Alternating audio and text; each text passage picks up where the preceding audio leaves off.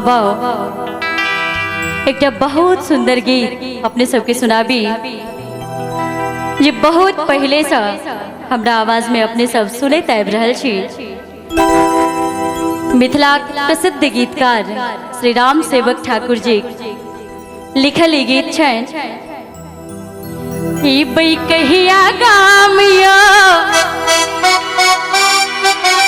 सासुक जेठ संतानिया,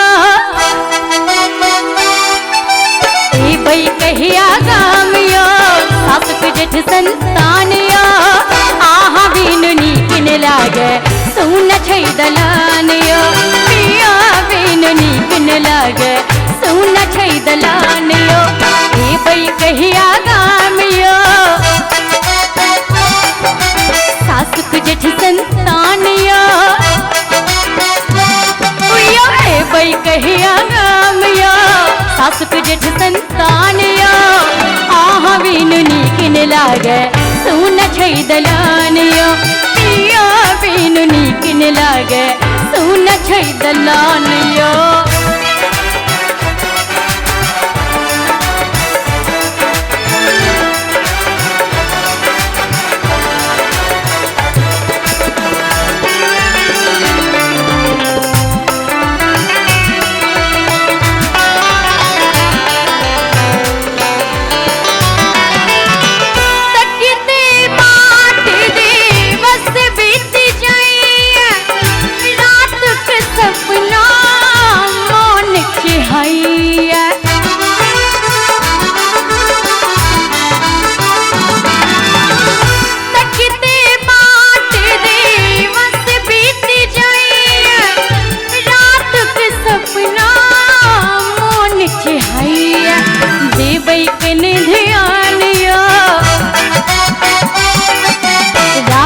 हमर मानिया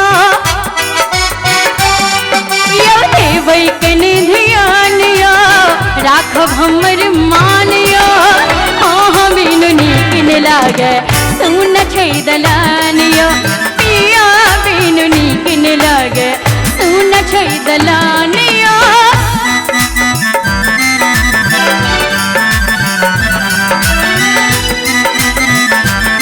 बहुत बढ़िया।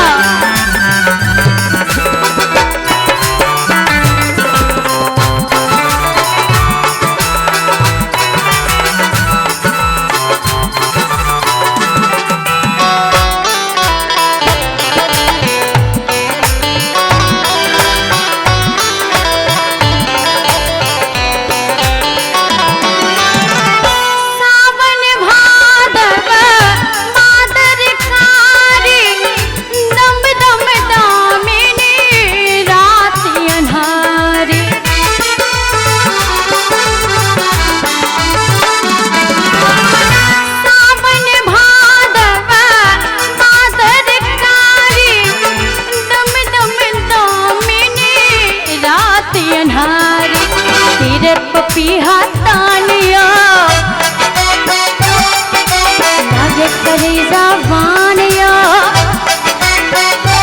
पिया तेरे पपीहा तानिया लागे करेजा वानिया, आहा बिनु नीक न लागे सुन छै दलानिया, पिया बिनु नीक न लागे सुन छै दलानिया।